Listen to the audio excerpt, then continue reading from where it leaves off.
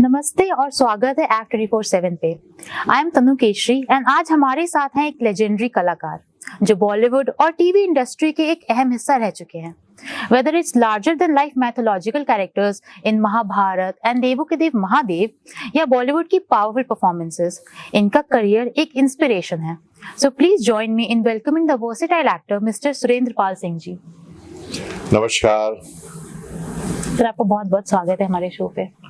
Thank you very much तनु, आपने मुझे यहाँ बुलाया आज मारवा स्टूडियो में और संदीप मारवा जी के इस स्टूडियो में मैं सभी स्टूडेंट्स का, सब लोगों का, यहाँ जितने लोग आए हुए हैं उन सभी का बहुत बहुत थैंक यू बोलूँगा कि उन्होंने जो मेरा वार्म वेलकम किया है उसके लिए thank you so much. Thank you sir. Sir, आपको यहाँ आके कैसा लग रहा है? यहाँ पे फिल्म फेस्टिवल अटेंड करके बहुत अच्छा तनु। और ये भी कहना चाहूँगा कि यहाँ पे जो एनसीआर में जो ट्रेनिंग का इन्होंने एक इंस्टीट्यूट चला रहे हैं, मारवा साहब अपना स्टूडियो जो चल रहा है यहाँ पे, ये बहुत सक्सेसफुली है और यहाँ पे ट्रेंड एक्टर्स हो रहे हैं। एक्टिंग हो, फोटोग्राफी हो, डायरेक्शन हो, स्क्रीन प्ले राइटिंग हो, एडिटिंग हो, और हर चीज़ की एजुकेशन के लिए इतना बड़ा हब बनाया हुआ है उन्होंने, और उसके लिए मारवा साहब को मैं बधाई दूंगा। और मुझे वाकई ही मैंने सोचा भी नहीं था कि इतना बड़ा इंस्टीट्यूट खुलेगा। जब हम बम्बई गए थे तब हमारे पास ये सुविधाएं नहीं थी, लेकिन आज एनसीआर में ये सुविधाएं प्राप्त हैं लोगों को, तो ये बहुत बड़ा अचीवमेंट है मारवा साहब का। जी सर, बिल्कुल सर। सर, किसी भी जर्नी की अगर बात करें तो बहुत एक इम्पोर्टेंट पार्ट होता है उसकी शुरुआत। तो आपकी जर्नी की शुरुआत कैसे हुई? सबसे पहला शो मुझे अपने करियर के लिए जो मिला है, जिसने मुझे बहुत बड़ी उछाल दिया है एज एन एक्टर, बता रहा हूँ, वो है महाभारत के द्रोणाचार्य। और वो 1988 में टेलीकास्ट हुआ था और आज से करीब 37 इयर्स बैक की बात कर रहा हूँ, 37 इयर्स बैक। मैंने उस वक्त उस रोल को इसलिए कर लिया था कि मैं कहता हूँ कलाकार की ना तो कोई उम्र होती है, ना कोई उसका कद काठी होती है, ना ही खूबसूरती है वो होता है। कलाकार के सामने रोल जो है एज ए रोल मॉडल की तरह आता है और वो पूरी तरह से उसमें चुनौती को स्वीकार करते हुए आगे बढ़ता चला जाता है। मैंने भी द्रोणाचार्य के रोल को चुनौती के रूप में स्वीकार किया और उसके बाद फिर मैंने कभी भी ना तो दाढ़ी लगाई ना ही विग लगाया। उसके बाद मैंने चाणक्य किया, चाणक्य में बिल्कुल बॉल्ड बन गया। चंद्रकांता में राजा जयसिंह का रोल किया, चंद्रकांता के फादर का रोल, क्रूर सिंह जिसका आदमी होता है। फिर मैंने हॉरर किया जिसमें मैं मर्डरर बना, और फिर उसके बाद शक्तिमान का किल्विश, अंधेरा कायम रहे। और अंधेरे के मुझे ऐसा नहीं लगता है कि कोई भी स्टूडेंट ऐसा रहा हो या कोई बच्चा ऐसा हो जिसने बचपन में फ्लाइंग विलेन ना देखा हो।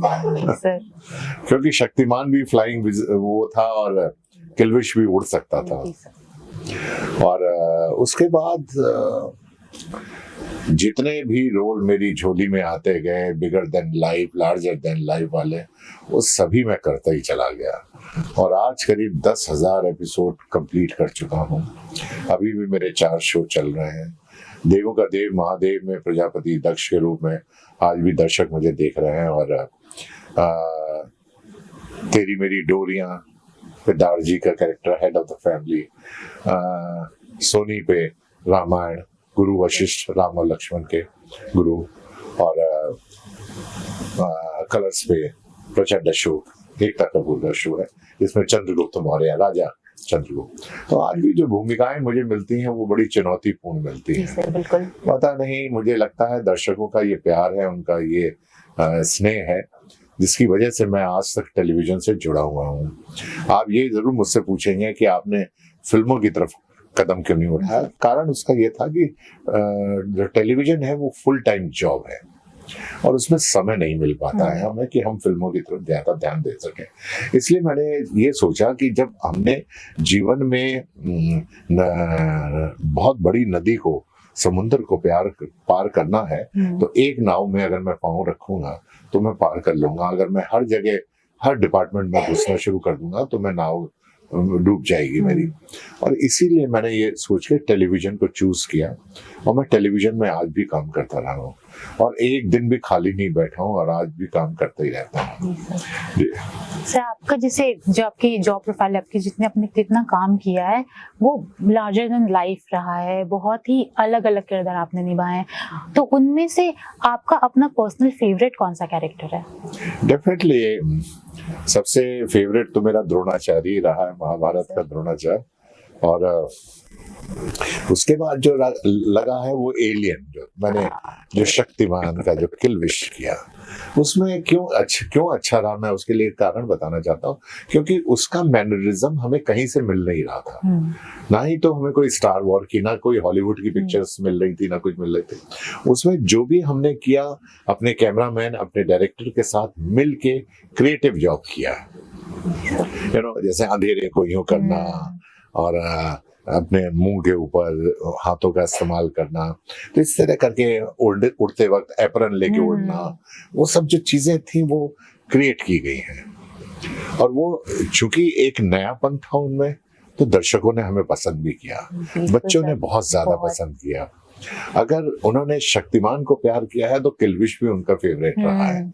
और मुझे तो ये भी मालूम है कि कई गांव में कई जगहों पे बच्चे जो थे खेलते थे तो कहते थे चलो किलविश किलविश खेलते, अंधेरा कायम रहे, अंधेरा कायम रहे। सो बस इसी तरह ईश्वर थोड़ा मेहरबान रहा है और चुनौतीपूर्ण भूमिकाएं मुझे मिलती गई हैं और मैं चुनौतियां स्वीकार कर करके आगे बढ़ता रहा हूँ। आप बोलोगे रावण का रोल किया, मैं बोलूंगा यस। आप बोलोगे पृथ्वीराज चौहान में आपने काम किया, मैं बोलूंगा यस। आप बोलोगे महाराणा प्रताप, ऐसे यस। आप बोलोगे सूर्यपुत्र कर्ण में परशुराम जी का रोल किया, ऐसे यस। भीष्म पितामह, कहने का मतलब ये है bigger than life, larger than life वाली सभी भूमिकाएं मुझे ऑफर हुई और मैंने उनको एक्सेप्ट किया और चुनौती समझ के मैं एज एन एक्टर काम करता रहा और आगे बढ़ता रहा। और यही कारण है कि 10,000 एपिसोड कंप्लीट कर लिए। Sir congratulations on that. Thank you.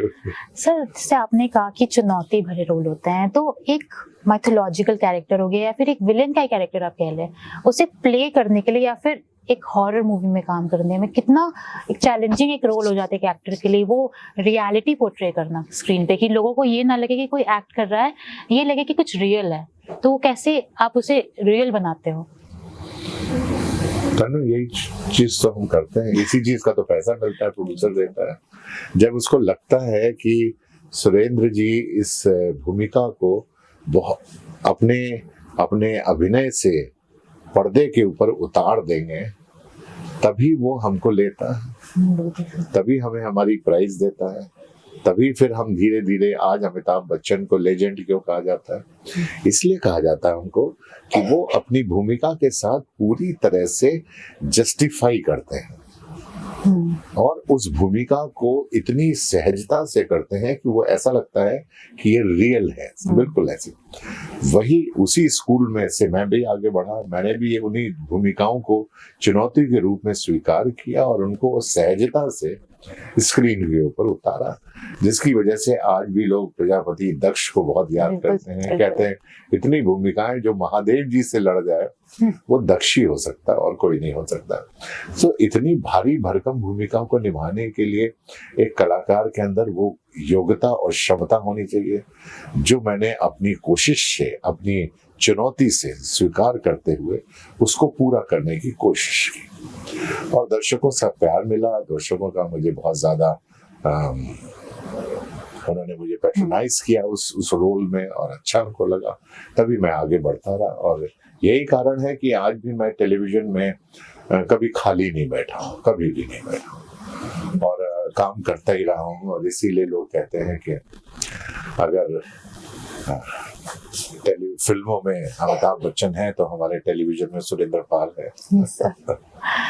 Sir जाते जाते एक आखिरी सवाल आपसे पूछना चाहूंगी कि जो आप जो अपकमिंग जो भी मीडिया इंडस्ट्री में जो काम करना चाहते हैं, फिल्मों में काम करना चाहते हैं, जो यंग ऑडियंस है, हाँ यंगस्टर्स, उनको आप कुछ मोटिवेटिंग वर्ड्स अगर कहना चाहें तो? मैं यंग जनरेशन को ये कहना चाहूंगा कि आप एक बार अपनी योग्यता और क्षमता को आजमाने के लिए बम्बई जरूर आए, क्योंकि हमारा जो गढ़ है वो फिल्म मेकिंग के लिए वो बॉम्बे ज़्यादा है। उसके लिए आपको बॉम्बे आना पड़ेगा। और फिर ये प्ले का मैदान है, फुटबॉल का मैदान है, जिसमें सभी को खेलने का पूरी तरह से मौका मिलता है। और अगर आप में योग्यता और क्षमता है आगे बढ़ने की, तो आप अपनी किस्मत आजमाने के लिए अवश्य आए। लेकिन ये भी है कि फिल्म लाइन में सिर्फ एक ही डिपार्टमेंट नहीं रह जाता है, एक्टिंग ही नहीं है, वहाँ डायरेक्शन है, फोटोग्राफी है, एडिटिंग है, स्क्रीन प्ले, राइटिंग है, सब कुछ है, हर डिपार्टमेंट है। इसलिए आप जिस फील्ड में भी आना चाहें आप आ सकते हैं। अगर एक फील्ड में आपको सफलता नहीं मिले तो आप ये ना सोचें कि आप फेल हो गए, आप दूसरे फील्ड में ट्राई कर सकते हैं, डायरेक्शन में ट्राई कर सकते हैं। हो सकता है आपके पास योग्यता डायरेक्शन की हो।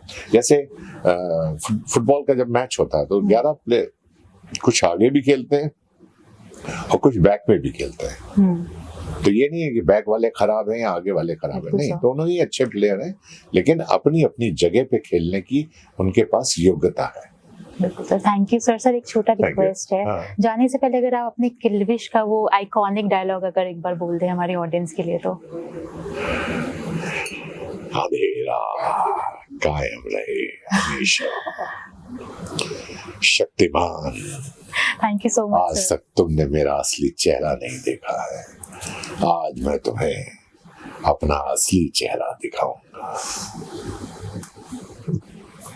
Thank you so much sir, thank you so much sir. आपसे बात करके बहुत अच्छा लगा। बहुत बहुत शुक्रिया आप हमारे शो में और अपने जर्नी और अपने लाइफ के बारे में हमारी ऑडियंस से आपने इतना कुछ शेयर किया। Thank you sir. Thank you. Stay tuned for more such videos on App 24/7 Noida.